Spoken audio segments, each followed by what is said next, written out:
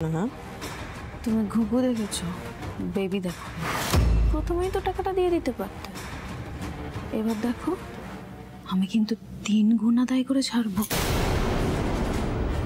তুমি ঝামেলা যত বাড়াবে, টাকার অ্যামাউন্টও কিন্তু ততটাই বাড়বে।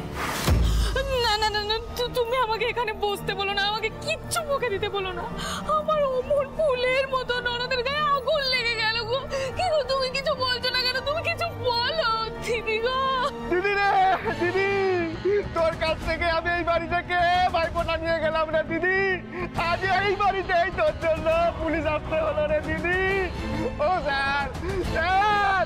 আচ্ছা, তোমরা এসব কি বলছো বলো তো? যেটা ঘটেছে সেটা তো দুর্ঘটনা।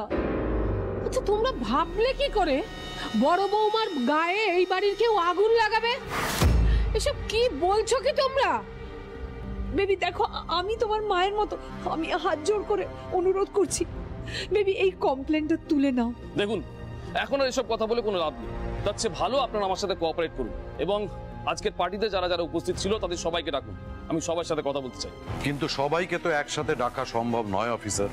এক্স্যাক্টলি, অফিসার অনেক গেস্ট এসেছিল আর তাদের সবাই তো এখন অ্যাভেলেবেল নাও হতে পারে। কি করে ডাকবো সবাইকে? আর দাদা তো বৌদির সাথে হসপিটালেই আছে। বৌদির এই কন্ডিশন, দাদা এখন কি করে ওখান থেকে আসবে? আর বাড়ির বাকি লোকরাও সবাই ওখানেই আছে। ঠিক আছে, আপনার দাদাকে বাদ দিয়ে বাকি যারা আছে তাদের সবাইকে ইমিডিয়েটলি এখানে আসতে বলুন। নেউলি, উনি যা বলছেন তাই করো। এটা তর্ক করার সময় নয়। রাইমাদের ফোন করো।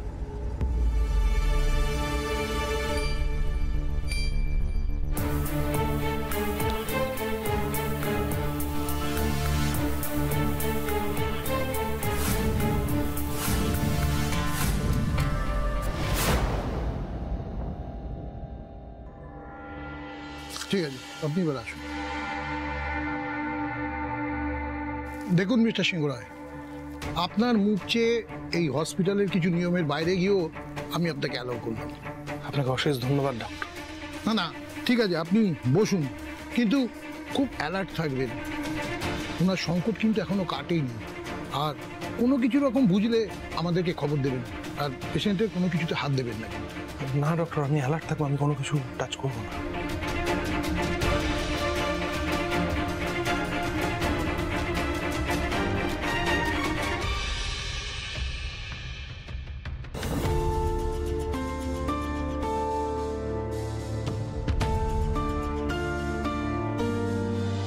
কে বলেছে স্বামী হিসেবে তুমি তোমার কর্তব্য পালন করোনি? এই যে আমাকে চোর বদনাম দেওয়া হলো, তোমার জন্যই তো সেটা ঘুচলো। আজ ওই বিশ্বহরির মন্দিরে ব্রত পালন করতে গিয়ে আমি পড়ে থাকতাম, কেউ জানতেও পারতো না। তুমি এসে আমাকে সেখান থেকে উদ্ধার করলে। কি করে বলছো তুমি আমাকে ভালোবাসো না? হ্যালো, তোমাকে কোনোদিন বলা হয়নি যে তুমি আর 5টা মানুষের মতো নও? তুমি আলাদা, সবার থেকে ভালো, সবার থেকে আলাদা। তুমি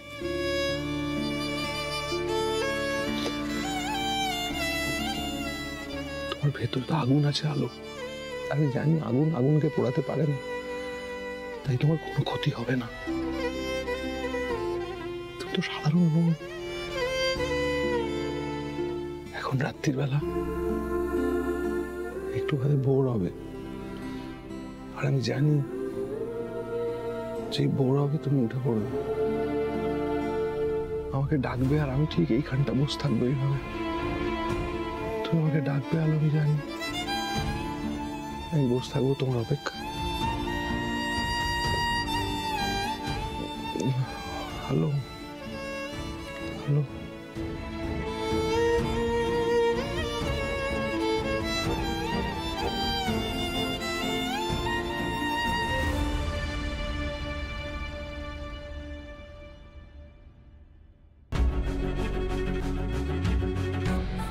স্যার, এই যে আমার 2 বোন আর এই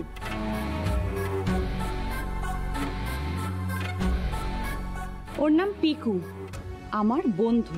রাইমা, তুহিনদা কোথায়? তুহিন আসছে একটা কাজ সেরে। কাজ সেরে মানে? সবাইকে তো ইমিডিয়েটলি এখানে আসতে বলা হয়েছিল।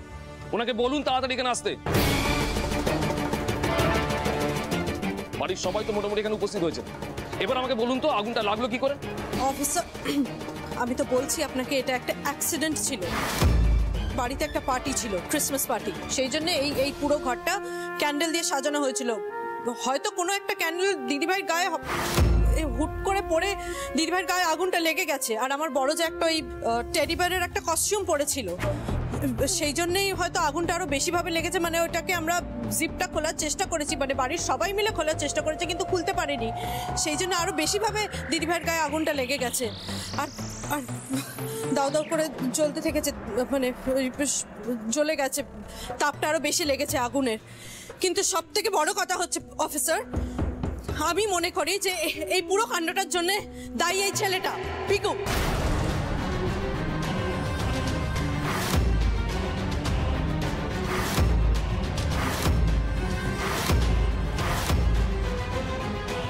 অফিসার, আমরা এই ছেলেটাকে কিছুতেই বাড়িতে ঢুকতে দিতাম না। ও অ্যালাউডই ছিল না আমাদের বাড়িতে। আর এই ক্রিসমাস পার্টির সুযোগ নিয়ে ও নিজে জোকার সেজে দিদিভাইকে ওই টেডি বিয়ারের ড্রেস পরিয়ে বাড়িতে ঢুকিয়ে দিয়েছে। এই ছেলেটার নির্বুদ্ধিতার ফল ভোগ করছে আমার দিদিভাই। অফিসার, দিদিভাই যদি শাড়ি পরে থাকতো তাও আমরা এই শাড়িটা খুলিয়ে ফেলতে পারতাম, কিন্তু ওই টেডি বিয়ারের ড্রেসটা আমরা সবাই মিলে, দাদা সবাই প্রচুর চেষ্টা করেছিলাম, ওই জিপটা খুলতে পারিনি। আমাদের চোখের সামনে দিদিভাই দাও দাও করে চলে গেল, আমরা কিচ্ছু করতে পারিনি অফিসার। দিদিভাইয়ের পেট, অ্যাবডোমেন সব চলে। দিদিভাই তুমি কি করছো? এটা পেট